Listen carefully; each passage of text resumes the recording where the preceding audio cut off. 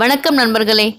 குருவின் மகன் கனலரசன் திருந்தி வந்தால் அவனது கல்வி மற்றும் எதிர்காலத்துக்கான அனைத்து தேவைகளையும் செய்ய நானும் அன்புமணியும் காத்திருப்பதாக குருவின் மூத்த மைத்துனரிடம் சத்தியம் செய்ததாக பாமக ராமதாஸ் தெரிவித்துள்ளார்.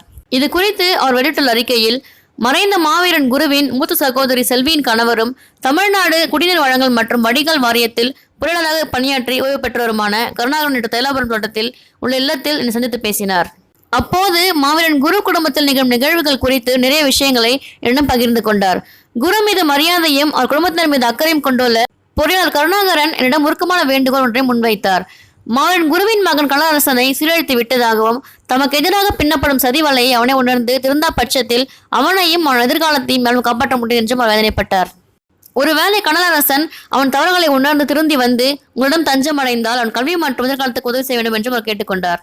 அதை கேட்ட நான் மாவீரன் குருவின் மகன் மீது நானும் மருத்துவர் அன்புமணி ராமதாசும் மிகுந்த அக்கறை கொண்டிருப்பதாக தெரிவித்தேன். குருவின் மறைவுக்கு பிறகு அவரது மகன் கனலரசனை மருத்துவர் அன்புமணி ராமதாஸ் அழைத்து அவனது எதிர்காலம் மற்றும் கல்வி பற்றி 2 மணி நேரம் பேசியதாகவும் மகன் குருவின் விருப்பத்தை நிறைவேற்றும் வகையில் சிறப்பாக படித்து மருத்துவராக வேண்டும் என்று அறிவுரை வழங்கியதாகவும் தெரிவித்தேன்.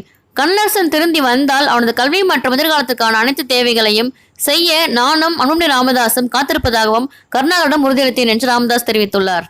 அது மட்டுமல்லாமல் அதற்காக எனக்கு நன்றி தெரிவித்த குருவின் மைத்துனரான கருணாகரன் கலங்கிய கண்களோடு என்னிடம் விடைபெற்று சென்றார் என்றும் ராமதாஸ் கூறியுள்ளார்.